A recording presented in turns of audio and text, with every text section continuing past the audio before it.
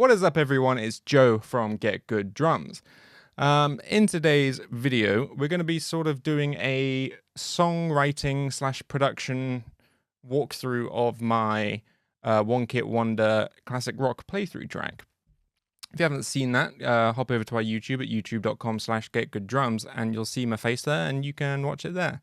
But this is the session for it. It's pretty simple, not a huge amount of tracks going on. I didn't mix this track for the release.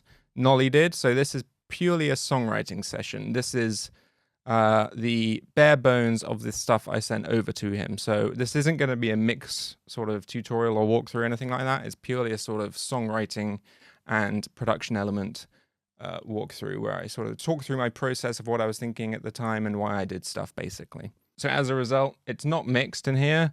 It doesn't sound particularly great. As you can see, I have no mixing stuff going on. It's all sort of sound design stuff, which is great though, because we are going to get into that and talk about it all. So I'll just play you a little clip so you can hear what it sounds like.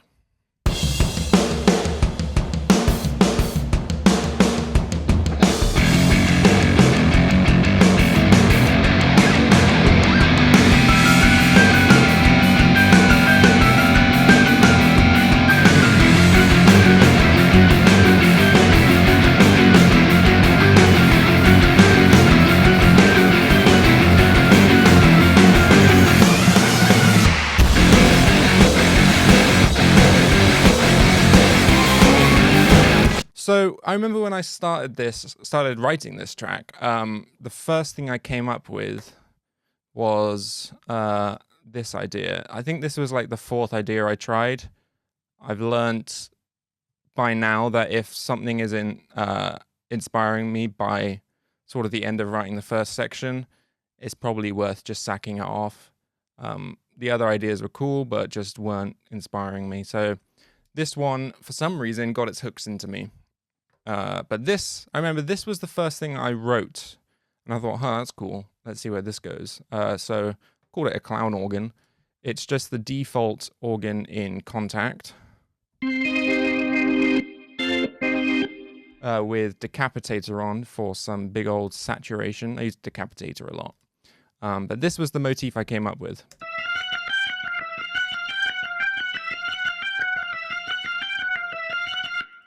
It's kind of weird. It's kind of creepy. That's why I called it a clown organ. It just reminds me of like some creepy old Halloween circus. And I thought, that's cool. And then I think I wrote the drums to that. So this groove here. Something to note is that it's in a weird time signature. Depends how you want to count it, but it's 3 bars of 4/4, then a bar of 3/4. You could equally say it's a bar of 2 bars of 4/4, and then a bar of 7/4. But I just did it this way. So let's just solo those two.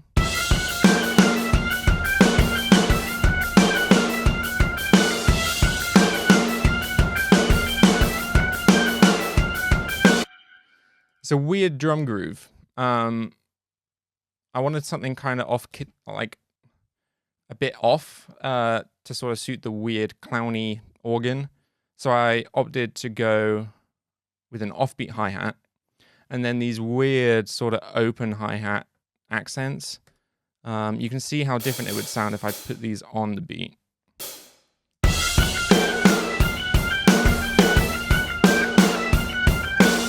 Totally different, but I really like it with it off the beat.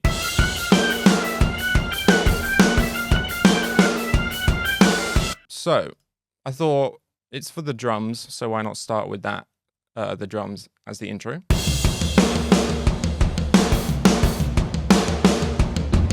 As you can hear though, I orchestrate the hi-hat to the floor tom in this section. And then played that clown organ riff on the bass.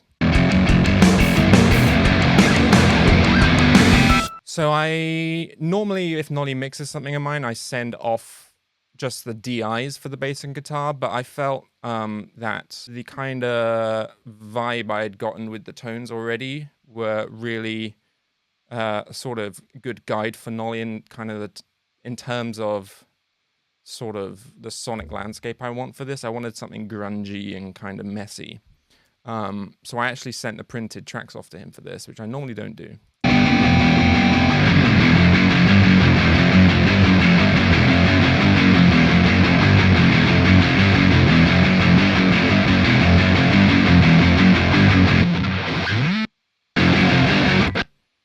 I love that. So this is in standard tuning on my Strandberg guitar. But I had an octaver on it on my Quad Cortex, but I just love how dirty it sounds. It's like a fuzz into an octave at 50% mix into a distorted amp. Sounds like really pissed off hornets. It's cool. And then bass is just what I normally do now, which is just this grit pedal into some IRs. And it sounds great. Of course, I'm using my Dingwall NG3 5-string for that. So I wanted to, obviously we've got the bass introduction. I wanted some crazy sort of feedback.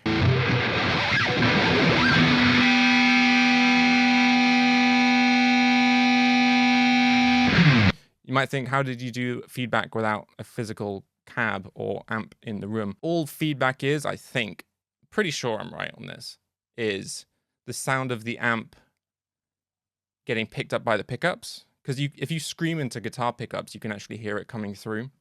So I just turned up my monitors really, really loudly, and it worked. So let's look at what I did here, because I did something kind of cool for these two.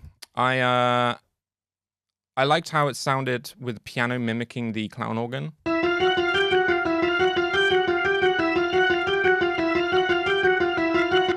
Right? Sounds kind of creepy. But for this intro section, I kind of liked accenting certain notes with the piano.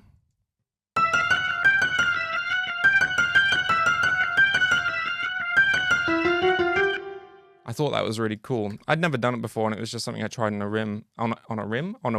But I thought it was really cool. And then, what do we have coming in here? We've got another layer of organ by the looks of it. Might be misnamed. It might just be a synth of some sort. Yeah, it's a synth. Whenever I'm doing these sort of sessions, I don't really think about stuff too much, so I often mislabel stuff or don't label things when I'm duplicating tracks or something. I think I did relabel all of these before sending them to Nolly, just to give him some guidance on what the sounds are that I'm going for. But this, we've got some cool sound design stuff going on here, so let's look at that. I'll take off the plugins. So this is just Diva for the synth. Oops.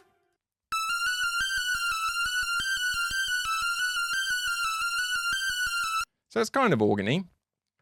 And then I put on this Faturator plugin by, I forget the name of the company, Kilohertz? Yeah, Kilohertz, as you can see.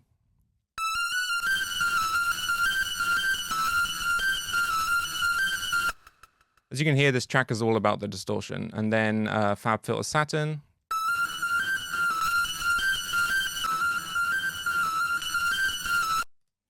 Just to try and sort of tame some of those weird pokey frequencies.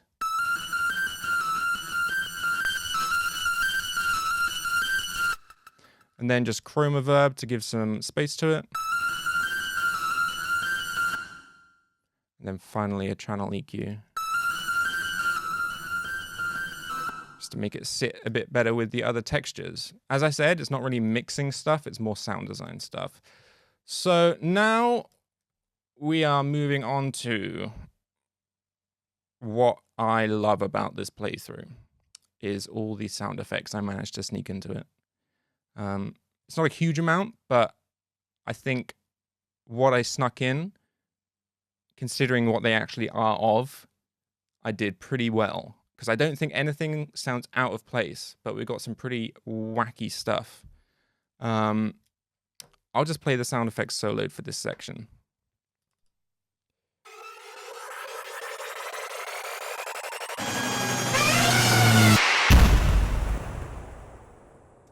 So, you might ask, why did you think to put these in? Well, let's listen to what they are first, and I'll tell you why. So we've got a chopped riser, which is pretty basic. I loved how the chopped rhythm sped up, or changed subdivision speeding up. And then I really liked the white noise at the end. And I complemented that white noise by having a dropout when that comes in, as you can hear. So everything drops out and all you hear is the white noise. I thought that was really cool. Then we have the sound of an airplane passing overhead. Yeah, and then an elephant. Yeah. So why did I choose to put an airplane and an elephant into it? Firstly, I thought they sounded cool. And secondly, on Logic, it comes with loops. And I didn't realize, because I never ever used the loops ever. And I think I was looking for like a sub drop or something. And I found that it's got all sorts of crazy sound effects in.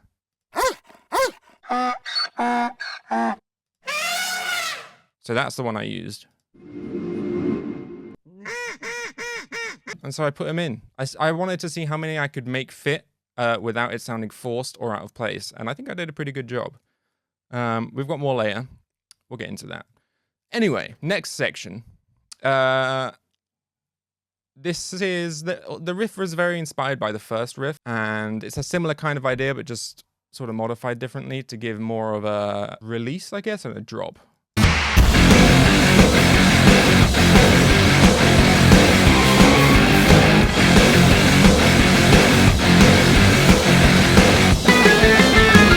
There's not much to say about the riff itself. You can hear what it is, you can hear what it's doing. I'm layering this with a synth bass.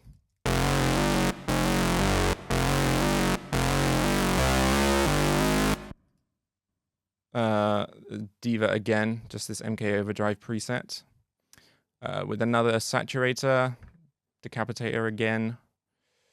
And then the cool thing about this section that I liked is the cowbell, because I'm not going to make a playthrough for a library with a cowbell in without abusing the cowbell. So I thought it could be cool to use it like Slipknot use their beer kegs, which is why I called this track the One Hit Wonder Slipknot Cowbell. And as you can hear, it's coming on the downbeat, matching with the snare, and it just gives it this like really cool force behind it.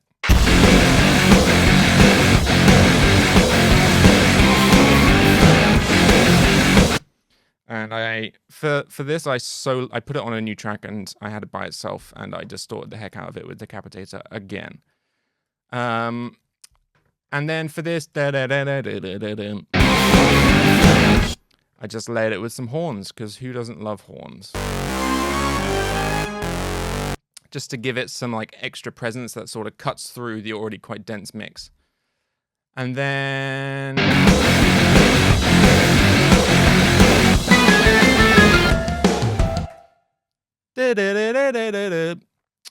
cool little drum fill.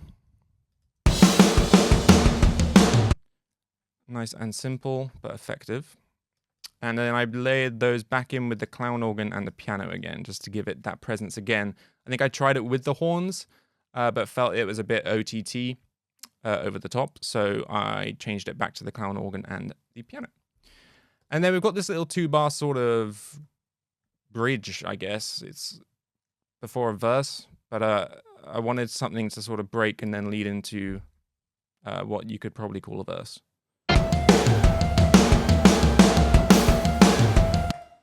And then that's just the riff from the beginning again. No, it's not. It's the riff from... Where is that from? Or is it new? Oh, I know where that's from. It's the bass line from the verse. As you can hear, all the riffs are kind of like slightly different, but all very, in their own way, similar. They've all got this kind of like 8th note, wandering note thing going on, which makes it all sound really like gelled together, but gives each section its own identity. So that is actually what's going on in this, what I've called the Rammstein bass synth.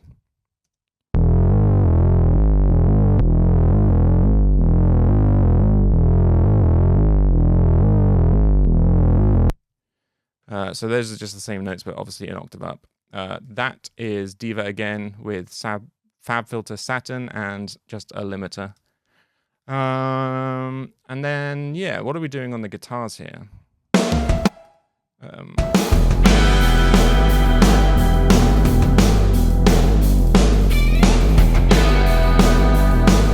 Again, these are printed guitars that I sent Nolly. It's just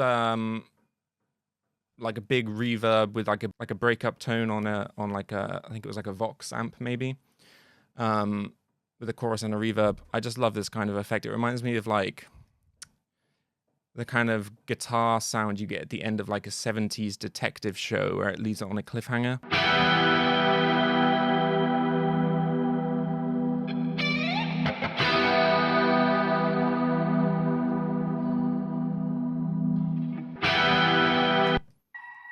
Kind of stationary, but there's lots moving underneath it, so it works really well. What is the synth Star Owl? I can't remember. Oh, yes. Yeah, reminds me of like when you're in for you Americans, subway. For you English people, the underground, and you kind of hear like the wheels grinding of a train way down a tunnel. It kind of gives this foreboding sense of something coming towards you, which I thought was really cool. These lines here are me pitch bending, so you can hear I sort of alter and manipulate the pitch to almost like the Doppler effect. You feel like it's moving towards or away from you a bit. And here we have some further sound effects. We've got the sound of a hawk.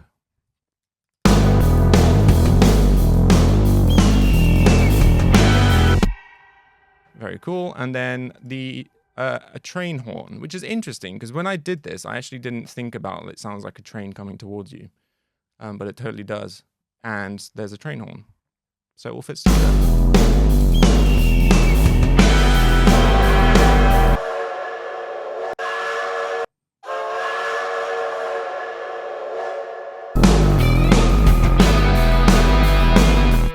And just big reverbs, and then high or low pass to sort out some of that stuff. And then, well, I couldn't decide if I wanted this to repeat or not. I felt like it needed the length in the repeat, but I felt like just leaving it as is was kind of stale. So I put in these just guitar swells, which kind of blend into the clean guitars here, or the breakup guitars. You'd be forgiven for not hearing it, because the whole soundscape kind of blends together in a way which I really like. And wanted it to, but that's what these are.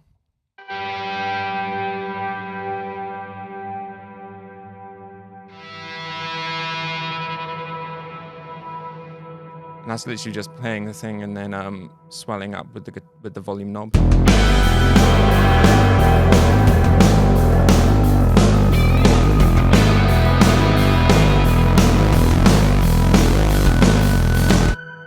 And then on this bass, towards the end, around here sort of, I'm altering the resonance and the frequency of the resonant peak of the synth to create some movement to make you feel like you're ramping towards something if you listen.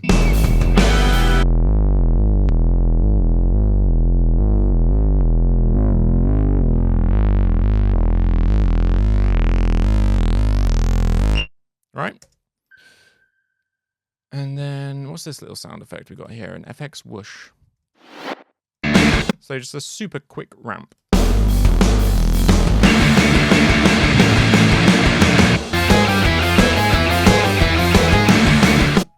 So this is kind of like a pre-chorus section.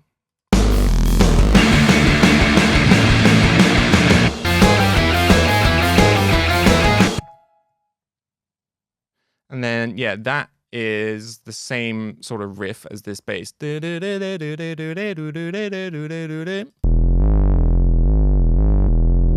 altered slightly. And then that's just the piano, synth bass drive, and the Rammstein bass synth together.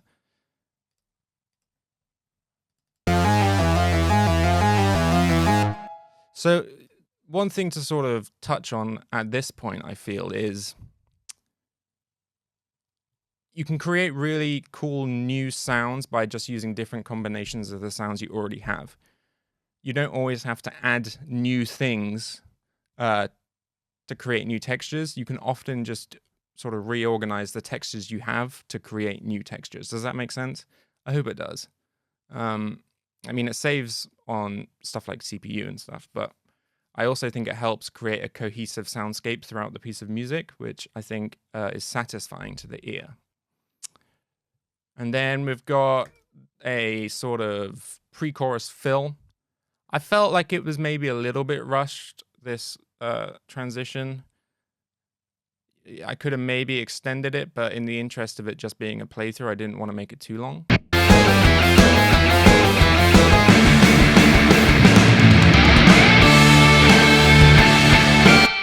I don't know. I think it works fine, but I think if I were to make this a full song, I would have probably done something slightly different and elongated, perhaps. But I'm always cutting down songs because they're too long. So maybe it's actually just perfect and I should shut up. And then this is a very straightforward chorus. In its barest form, it's just...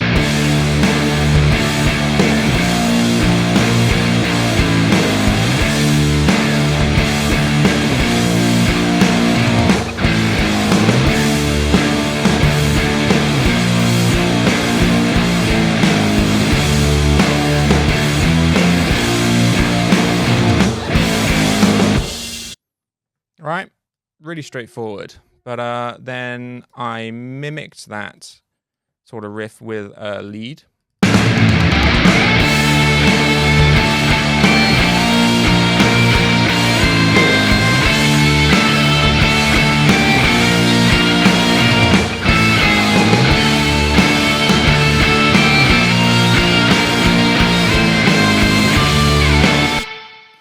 And then I've gone back to the clown organ to layer it further. Not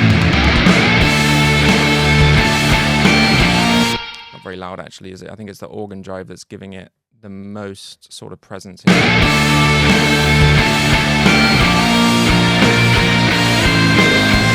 And then further added a piano.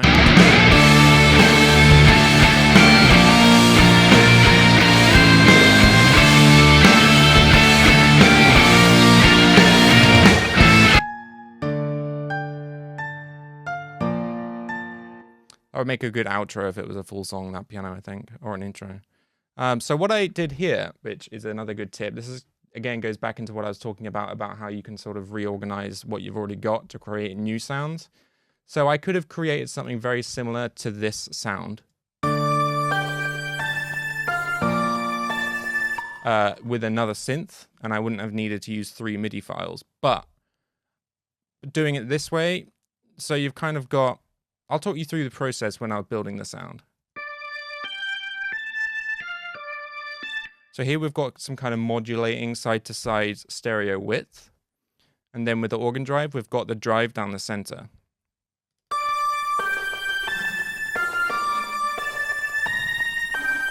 It has width, but you know what I mean. It's the focus.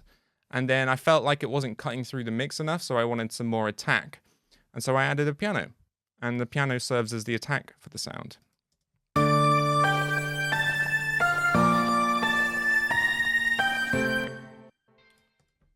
So yeah, and then we're using the horns in a similar way to what we did here. Oops.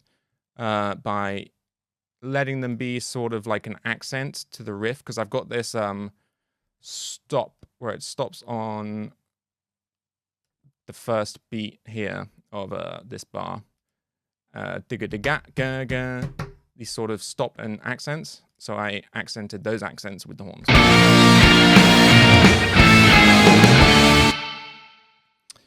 Yeah, and that repeats. And then, as I said, like if this was a full song, I would have gone back into a riff, but don't want to make it too long for a playthrough. So we need to round it up. So how are we going to round it up? With a massive breakdown.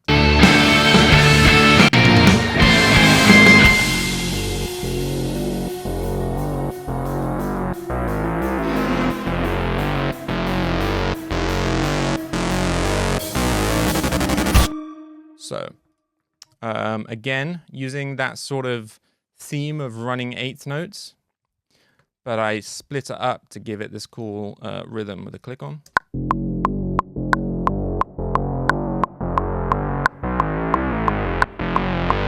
Right?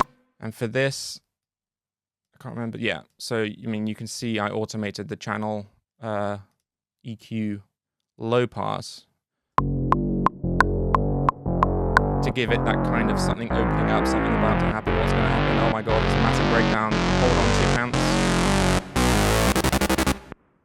And then a little sort of glitchy 16th note fill, if you will. Where are we? Here we are. Digga digga digga digga. Oops. We got some sound design going on here, some cool stuff. The synth start out again.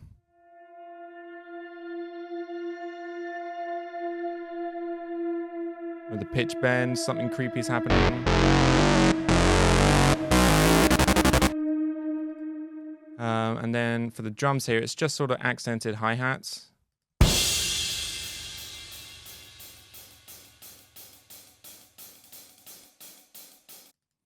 I remember someone was asking about the sort of velocities in these hi-hat fills I do in the verse as well. Really simple. Like, I didn't do much humanizing at all in the velocities, but it's just choosing the right velocities and mimicking the techniques a drummer will use to get a realistic sound. I'm going to do a series on this. I'm going to do a series on studying a drummer's technique and then showing you how to reproduce it with programming. So keep an eye out for that, and that will give you all the secrets. All right, so let's get on to the sound design for this next bit. So we start off with just 2 drops, impacts, things. Let's solo them. So yeah, when I look for sounds like this for like a drop or something, I often like having quite a lot of high-end information, because you want that sub boom. But I also like having like an air to it. And sometimes I just really boost some frequencies on like a drop or something and it'll create some really weird sounds, which I really like. But for this, I just layered sort of a boomer with some higher stuff and a boomer with a lot of lower stuff.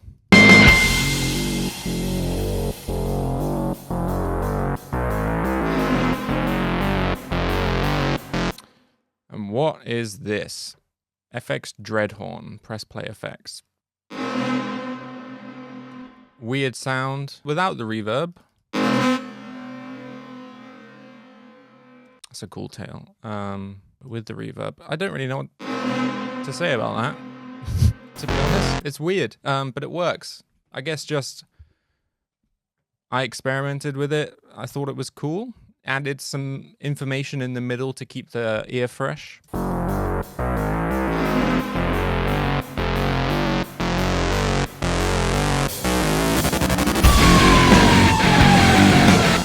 Right, then we've got this. It says whale burp.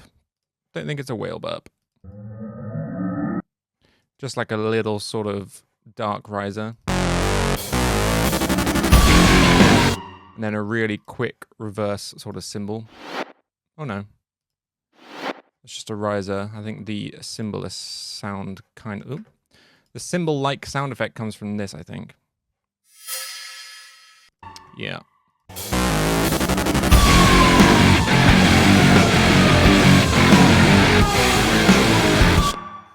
So again, that's mimicking the bass line, sort of 8th note runs, split up with some breaks, and then this little sort of guitar fill.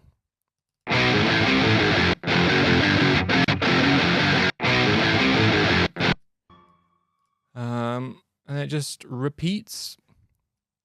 We've got this kind of, it's called synth starful.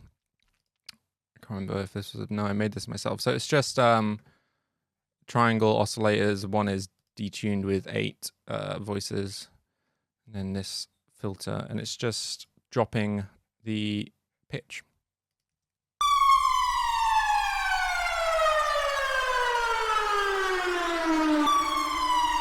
And that just repeats. I guess it's kind of like an air raid siren or something, but I thought it was cool here. Added like another layer of dread, I guess.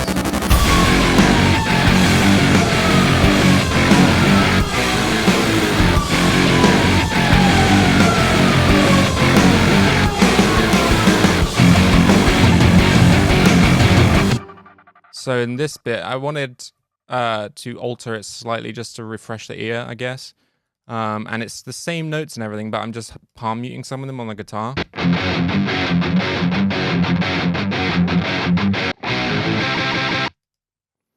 Obviously, I don't really palm mute ever on the bass, so it's just the same.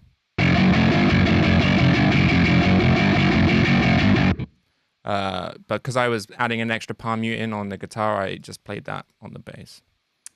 Same stuff here. I did on that synth Starfall, I used, I think it's another kilohertz. Yeah, another kilohertz plugin called Transgate. And you'll see why it's called Transgate. It makes it sound like this.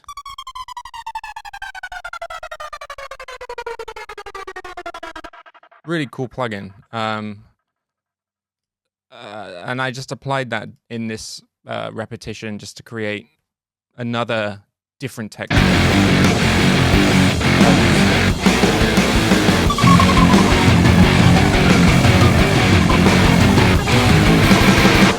And then we've got that chopper rise again with that white noise. And then when I originally wrote this riff, I was just repeating this note 4 times, but I thought it was really cool to actually physically chop the sound up and repeat it. It's kind of like a kind of glitchy thing.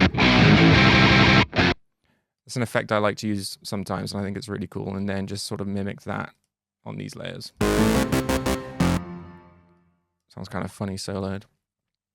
And then riffs stays the same, layers stay the same apart from an organ that I add, but the drums change to pick up the tempo and the pace again because we need to end. Let's ramp it back up. Oh yeah, and in this section I added some like toms for like a kind of tribal sounding thing. I thought the toms on this sounded sick just because they're low tuned and quite open. They can sound really cool.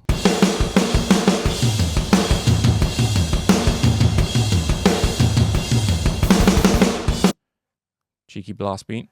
I thought about putting that on the cowbell, but resigned to the hi-hat. And then we've got this clown organ coming back in.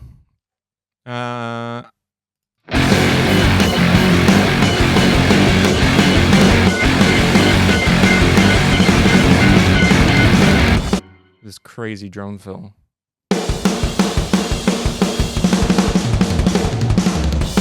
Yeah, just a crazy linear drum fill. And then for this outro section, I'm just repeating this riff, but slowing the tempo down. I go all the way from 176 BPM to 136. That's a significant drop, but it's over three bars. So to get it to where I wanted the tempo at the end, it had to be quite significant.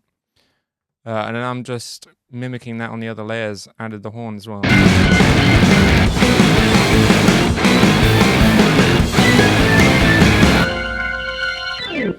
A nice little organ run at the end. Well, that's it. It sounds crazy, but it's actually a really simple composition. A lot of sort of reusing ideas and similar themes to make it sound cohesive. And yeah, careful consideration when making textures and thinking about how to combine the sounds I already have available to me without having to add new ones, apart from when it comes to the airplane, elephant, steam train, hawk, and metal machinery. Apart from those were extra. But yeah, if you compare the sort of mix in this to the mix in the final version that Nolly did, you can hear how far you can take these drum samples and really blend them and sort of morph them to your heart's desire. I was really blown away when he sent it over because I was like, wow, these drums sound sick for this kind of music. They're rawer, more open. The room is just really sort of uncontrolled in a controlled way, if that makes any sense. But yeah, for like stuff like grunge or the more raw sort of hardcore stuff, I think you'll be pleasantly surprised at how suitable this classic rock kit is. But yeah, if you want more info on this One Kit Wonder classic rock library, please head over to getgooddrums.com. You're probably watching this on YouTube. If you are, make sure you subscribe and check out all our other videos. Got lots more interesting content to come. Okay, love you guys. See you next time.